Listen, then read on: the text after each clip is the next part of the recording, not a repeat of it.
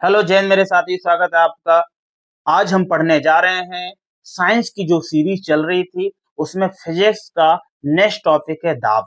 Pressure. दाब को बेहतरीन तरीके से पढ़ेंगे भैया। सभी लोग हेडिंग डालिए, टॉपिक डालिए। प्रेशर। प्रेशर क्या है तो कहेंगे इसकी परिभाषा हो जाएगी एकांक क्षेत्रफल पर लगने वाले बल को हम क्या कहते हैं? दाब कहते हैं। एकांक क्षेत्रफल पर लगने वाले बल को दाब कहते हैं। अर्थात क्षेत्रफल में एक कर दूं तो जो बल लग रहा होगा वही दाब बन जाएगा। इस कहने का मतलब ये हो रहा है, ठीक है। एकांक क्षेत्रफल पर लगने वाले बल को दाब कहते हैं। दाब एक अदिश राशि होती है, अर्थात इसे दिशा की जरूरत नहीं होती। इसका मात्रक न्यूटन मीटर स्क्वायर या पास्कल होता है। इसका मात्रक क्या होता है? न्यूटन मीटर स्क्वायर या पास्कल होता है। याद हो जाएगा। क्या कहोगे? एकांक क्षेत्रफल पर लगने वाले बल को दाब कहते हैं। यह कैसी एक राशि? अदिश राशि। इसका मात्रक न्यूटन मीटर स्क्वायर या क्या होता है भाई? पास्कल होता है। सिंपल, समझ में आया। दाब का फॉर्मूला क्या होता है? दाब बराबर बल बटे क्षेत्रफल। देखो, अगर मैं इस क्षेत्रफल को एक रख दूं, इसकी जगह क्या रख दूं? एकांक एक रख दूं, तो जो दाब होगा वो बल के बराबर हो जाएगा ना। इसलिए ये परिभाषा बनी थी कि एकांक क्षेत्रफल, क्षेत्रफल एक रख दूं तो एक का भाग बेटा देंगे बल में तो बल रहेगा, ये दाब रहेगा, तो दाब और बल आपस में बराबर हो जाएंगे। तो वहीं से परिभाषा निकल आती है। दाब बराबर क्या हो जाएगा? बल बटे क्षेत्रफल। अब ये देखो, ये होता है जो दाब होता है और ये बल एक जैसे हैं, समानुपाती है, मतलब ऊपर ऊपर है। तो दाब बढ़ेगा तो बल बढ़ेगा, बल बढ़ेगा तो दाब बढ़ेगा। ठीक है, अर्थात दाब बल पर सीधा प्रभाव पड़ रहा है। लेकिन जो क्षेत्रफल है वो देखो दाब के उल्टा है। अगर क्षेत्रफल बढ़ेगा तो दाब कम होगा, क्षेत्रफल कम होगा तो दाब अधिक होगा। उल्टा कर देंगे, ठीक है। तो क्वेश्चन यहीं से सीधे बन जाते हैं इसी फॉर्मूले से। पहला क्वेश्चन बनता है क्षेत्रफल कम होगा। देखो, क्षेत्रफल क्या है? उल्टा है दाब के। तो क्षेत्रफल को हम कम कर रहे हैं, तो बेटा कम का उल्टा क्या होता है? ज्यादा। तो दाब कैसा लगेगा? तो कहोगे अधिक लगेगा। ठीक है बेटा, क्या लगेगा? अधिक लगेगा। सिंपल। क्षेत्रफल कम होगा तो दाब अधिक लगेगा, और क्षेत्रफल अगर ज्यादा होगा तो दाब कम लगेगा, क्योंकि उल्टा होता है। क्षेत्रफल दाब का उल्टा होता है, फॉर्मूले में भी दिख रहा होगा। ठीक है, तो मैं क्या कह दूं भैया जी आपसे? क्षेत्रफल कम होगा तो दाब अधिक लगेगा, क्षेत्रफल ज्यादा होगा तो दाब कम लगेगा। बहुत बढ़िया। नेक्स्ट क्वेश्चन आते हैं, ये इंपोर्टेंट है, कुछ खास क्वेश्चन लिए गए हैं। जैसे सूटकेस का हैंडल चौड़ा रखते हैं क्यों?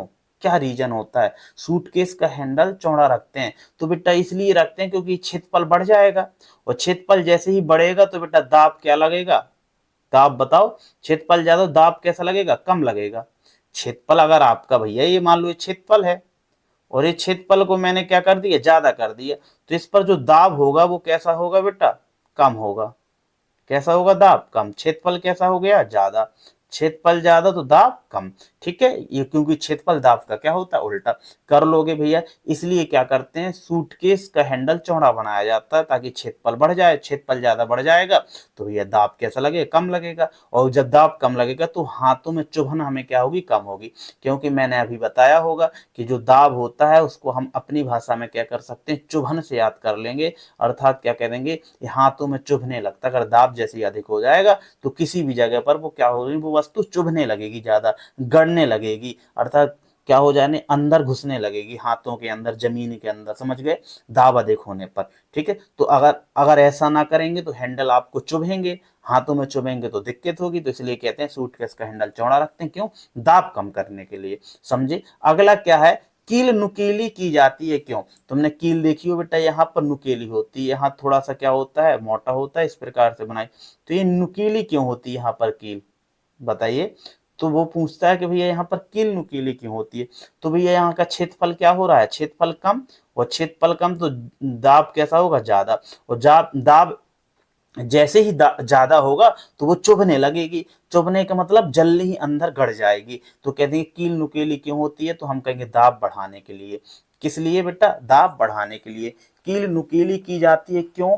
दाब बढ़ाने के लिए। याद रहेगा। अगला है रेलवे पटरी पर लकड़ी या सीमेंट के टुकड़े बिछाए जाते हैं क्यों? क्या रीजन है? तुमने देखा होगा ये बेटा क्या निकली है? रेलवे की पटरी। तो आपने यहाँ देखा होगा बीचों बीच इस प्रकार से, इस प्रकार से, इस प्रकार से देखा। तो इस प्रकार से क्या हो जाते? या तो लकड़ी के पहले पट्टे बिछाए जाते थे, अब तो सीमेंट के। ठीक है, क्या करने लगे हम? ये बिछाने लगे हैं। तो रेलवे पटरी पर लकड़ी या सीमेंट के टुकड़े बिछाए जाते हैं क्यों? तो क्यों? तो भैया देखो, अगर ऐसा करेंगे तो ये क्षेत्रफल कम घेर रही है ना पटरी।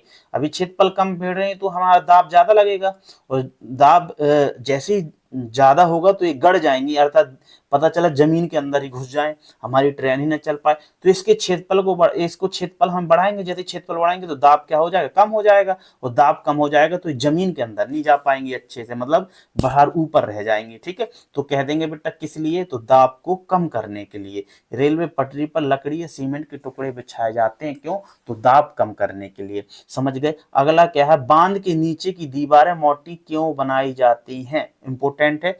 बांध के नीचे की दीवारें मोटी, जैसे आपने देखा होगा भाई इस प्रकार से बांध ऐसे बनता है, ठीक है, इस प्रकार से ऐसे बनता है, ऐसे ऐसे बना, तो ये देखो यहाँ पर कितनी मोटाई है दीवार की, ये पतली हो गई ऊपर, तो ये मोटी दीवारें क्यों बनाई जाती है बांध के नीचे क्यों, तो वही पूछ रहा है कि बांध की दीवारें मोटी क्यों बनाई जाए। अब मोटी मतलब क्षेत्रफल बढ़ाया, क्या बढ़ाया, क्षेत्रफल, क्षेत्रफल ज्यादा हुआ तो भैया दाब क्या होगा, कम होगा, क्या होगा, क्षेत्रफल ज्यादा दाब कम, तो दाब कम करने के लिए, दाब कम करेगा तो बेटा टूटने की संभावना कम होगी, तली पर अधिक होता है, तो क्योंकि द्रव का दाब तली पर अधिक होता है इसलिए क्या बनाया जाता है बेटा, वहां की दीवारें मोटी बनाई जाती है। ठीक है, अगला क्वेश्चन, एक व्यक्ति पृथ्वी पर, बहुत आता है बेटा ये क्वेश्चन, एक व्यक्ति पृथ्वी पर न्यूनतम दाब कब कम डालेगा, दाब को कम करवाना है, तो बेटा दाब कम कब होगा, बताइए भाई, दाब कम कब होगा, जब कहोगे बेटा आप क्षेत्रफल क्या कर दूं मैं,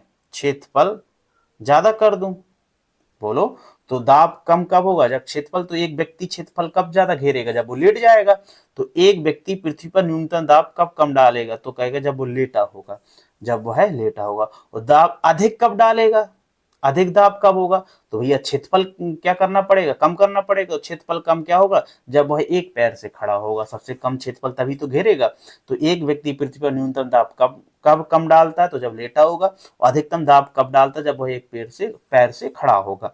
ठीक है, इंपॉर्टेंट है, आया हुआ है क्वेश्चन। अगला, हाइड्रोलिक प्रेस और हाइड्रोलिक ब्रेक और हाइड्रोलिक लिफ्ट किस सिद्धांत पर कार्य करती हैं, तो ये इंपॉर्टेंट क्वेश्चन पूछा गया पास्कल के सिद्धांत पर। पास्कल भाई साहब ने बताया है कि द्रव पर लगाया गया दाब हर जगह क्या होता है बेटा, बराबर होता है। अगर द्रव में हम दाब लगाएं, किसी भी बंद भरे हुए बर्तन में अगर हम क्या करें, कोई द्रव भर दें और एक जगह दाब लगाएं, तो सारी जगह दाब बराबर लगता है, ये भाई पास्कल ने बताया था। ठीक है, तो वो ये वायुमंडलीय दाब। अगली हेडिंग क्या हो जाएगी, टॉपिक वायुमंडलीय दाब। जैसी दाब पढ़ा है वैसे ही क्या है, एक वायुमंडलीय दाब, अर्थात वायु के द्वारा जो दाब लगता है उसे को वायुमंडलीय दाब कहते हैं, सिंपल।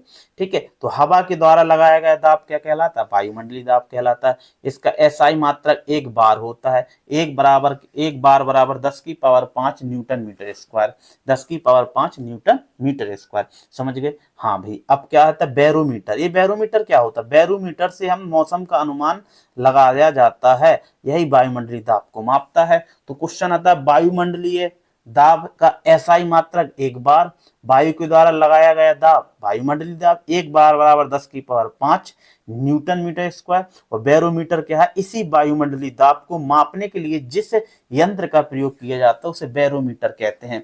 इसी से क्या होता है, मौसम का अनुमान लगाया जाता है कि भैया आज सर्दी गर्मी क्या कैसा, और वायुमंडलीय को यही क्या करता है, मापता है। ठीक है, तो क्वेश्चन कुछ यहाँ इंपोर्टेंट है, बैरोमीटर का पारा, अगर क्या होता है, बैरोमीटर का पारा मौसम पर प्रभाव कैसे पड़ता है, तो बैरोमीटर का पारा अगर एकाएक अचानक गिर जाए, बैरोमीटर का पारा अचानक गिर जाए, देखो अचानक गिर जाए तो आंधी तूफान आने की संभावना है।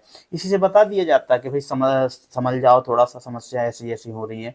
ठीक है, तो अगर बैरोमीटर का पारा, जैसे मान लो सपोज इसमें क्या है, ऐसे स्केल है, यहाँ पारा भरा हुआ है, ये भरा, और अचानक से ये वाला पारा नीचे हो जाए, ये पारा क्या हो जाए, स्केल में नीचे आ जाए, यहाँ पर अचानक से गिर जाए, इतना आ जाए, यहाँ भरा हुआ था इतना, वहां कितना जाए, इतना आ जाए, तो अचानक से गिर गया, अचानक से गिर गया तो कहेंगे आंधी तूफान आने वाली है। ठीक है, अगर धीरे धीरे गिरता है तो वर्षा होने वाली है, और धीरे धीरे बढ़ता है अगर तो साफ मौसम है, क्या होना है बेटा, साफ मौसम होना है, समझ गए। बढ़िया, दाब बढ़ाने पर पदार्थ का गलनांक क्या होता है बेटा, बढ़ जाता है। किसी भी वस्तु का अगर मैं दबाऊं ज्यादा या दाब लगाऊं तो बेटा वो जलने गलने लगेगी, इसी कारण क्या होते हैं हम, मैं जो बर्फ पे दाब लगाते हैं तो वो गलने लगती है, तो वायुमंडलीय दाब, दाब बढ़ाने पर पदार्थ का गलनांक बढ़ जाता है। क्लियर, दाब और अफेक्ट किस पर करता है, तो ऊंचाई पर और गहराई पर भी प्रभाव पड़ता है दाब का। जैसे बेटा अगर मैं ऊंचाई पर जाता हूं तो दाब आपका घट जाएगा, और अगर मैं नीचे गहराई में जाता हूं तो दाब क्या होगा, बढ़ जाएगा। ठीक है, दाब क्या हो गया, गहराई में बढ़ गया, और दाब ऊंचाई पर जाने पर घट गया। ठीक है, दाब घट गया, ऊपर जाने पर घट गया, नीचे जाने पर बढ़ गया। अब आता है नेक्स्ट हेडिंग, आयतन। इंपोर्टेंट है आयतन। किसी पदार्थ द्वारा घेरे गए स्थान को हम क्या कहते हैं, आयतन कहते हैं। कोई भी पदार्थ हो, पदार्थ द्वारा घेरे गए स्थान को हम आयतन कहते हैं। इसका मात्रक मीटर घात क्यू या सेंटीमीटर क्यू ऐसे घात 3 के रूप में होता है। ठीक है, इसका आयतन क्या होता है, मात्रक मीटर क्यू। घनत्व, घनत्व किसे कहते हैं, घनत्व भी इंपोर्टेंट है। आयतन, घनत्व, घनत्व क्या है, एकांक आयतन में उपस्थित द्रव्यमान को हम क्या कहते हैं भैया, घनत्व कहते हैं। एकांक आयतन, अगर आयतन में एक कर दूं तो द्रव्यमान होगा वही घनत्व बन जाएगा। ठीक है, अब द्रव्यमान क्या होता है, किसी पदार्थ की मात्रा ही क्या कहलाती है, द्रव्यमान कहलाती है। जैसे किलोग्राम में हम मापते हैं। एक फॉर्मूला है, इंपोर्टेंट है, आता है द्रव्यमान बराबर आयतन गुणे घनत्व। द्रव्यमान बराबर आयतन गुणे घनत्व, याद कर लोगे। अगला क्या है इंपोर्टेंट, यहां से आर्किमिडीज का सिद्धांत, भाई बहुत ज्यादा पूछा जाता है। आर्किमिडीज का सिद्धांत, आर्किमिडीज का सिद्धांत क्या है, तो भैया सुनो जरा। जब वस्तु को किसी द्रव्य में ऊपरी या आंशिक रूप से डुबोई जाती है, सॉरी, जब वस्तु को किसी द्रव्य में पूरी तरह या आंशिक रूप से, जैसे या तो पूरा डुबा दें या भैया क्या थोड़ा ही, आंशिक मतलब थोड़े थोड़े अर्थात आंशिक रूप से डुबोई जाती है, तो उसके भार में कमी आ जाती है। क्या आ जाती है भैया, भार में। जैसे मान लो इस बर्तन में कुछ भरा है द्रव, पानी यानी वगैरह, इसमें कोई वस्तु डालें तो इसकी जो वजन होगा ना उस वस्तु का, वो कम हो जाएगा, भार।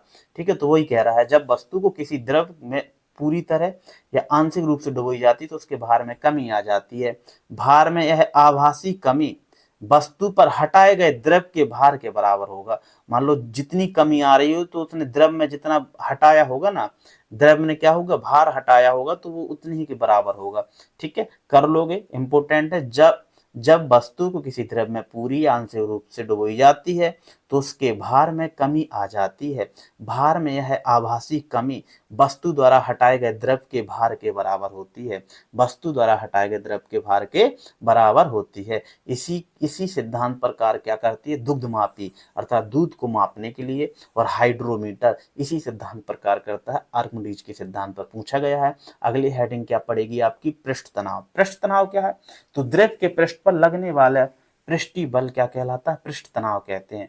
द्रव के बेटा सतह मतलब पृष्ठ पर, द्रव के पृष्ठ पर लगने वाले बल को हम पृष्ठीय बल कहते हैं। ठीक है, याद कर लोगे।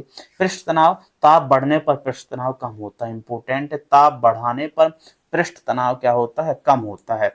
ठीक है, पृष्ठ तनाव क्या होता है, कम होता है। इसी के कारण सुई या पिन के जल पृष्ठ पर तैरते रहते हैं। इसी कारण सुई या पिन पिन जल के पृष्ठ पर तैरते हैं। यहाँ का शब्द क्या कर लेंगे, अलग कर लेंगे। इसी कारण सुई या पिन जल के पृष्ठ पर क्या करते हैं, तैरते रहते हैं। बूंदे होती हैं, जो बूंदे छोटी छोटी बूंदे गोली आकार क्यों होती हैं, तो पृष्ठ तनाव के कारण, क्योंकि बेटा इनका पृष्ठ तनाव क्या होता है, अंदर की ओर लगता है, तो इस प्रकार से क्या होती है, गोली रूप में होती है। समझ गए, क्लियर। अगला क्या है, बर्नौली प्रमेय। क्या कर लोगे, बर्नौली प्रमेय, तो ऊर्जा संरक्षण पर निर्भर करती है। किस सिद्धांत पर का इंपोर्टेंट सीधा आया है कि बर्नौली की प्रमेय किस संरक्षण पर निर्भर करती है, ऊर्जा संरक्षण के। जैसे गेंद का स्पिन करना, आंधी लगने पर टीन सेट का उड़ जाना, आंधी आने पर क्या उड़ जाना, टीन सेट का उड़ जाना। ठीक है, इस प्रकार से क्या हो जाएगा आपका, बर्नौली का प्रमेय हो जाएगा। ये छोटा सा टॉपिक था, 2-3 हेडिंग कवर की इस टॉपिक में हमने। ठीक है बेटा, तो आप लोग बढ़िया से नोट कर लो और बढ़िया से नोट बनाते जाओ, याद भी साथ में करते जाओ। इंपॉर्टेंट है, रेलवे वगैरह के लिए तो बहुत ज़्यादा इंपॉर्टेंट है। बाकी हर एग्जाम में क्वेश्चन यहाँ से देखने के लिए मिलते हैं। और भी जैसे आपकी जो वीडियो हैं इसकी शुरुआत से टॉपिक है, तो आप प्लेलिस्ट में जाके और साइंस की पूरे टॉपिक पढ़ सकते हो। बहुत ही कम शब्दों में और बहुत सरल भाषा में पढ़ाया गया है, और बहुत सरल भाषा में आपके नोट बने हुए हैं। ठीक है बेटा, हाँ, और सभी दोस्तों को वीडियो शेयर करें, और वीडियो अच्छी लगे तो लाइक और चैनल को सब्सक्राइब जरूर करें, दोस्तों को से भी करवाएं। ठीक है बेटा, हाँ, अगर भाई कोई दिक्कत हो तो कमेंट करके अवश्य बताएं कि ये इस टॉपिक में समस्या आ रही है, ये चीज़ समझ में नहीं आई है। हाँ, और अगर भाई जैसे आपको लगे कि हमें पीडीएफ चाहिए तो कमेंट कर सकते हो, तो पीडीएफ भी मैं भेज दूंगा आपको। आपकी भलाई ही मेरी भलाई है। ठीक है बेटा, मिलते हैं नेक्स्ट वीडियो में। जय हिंद, जय भारत।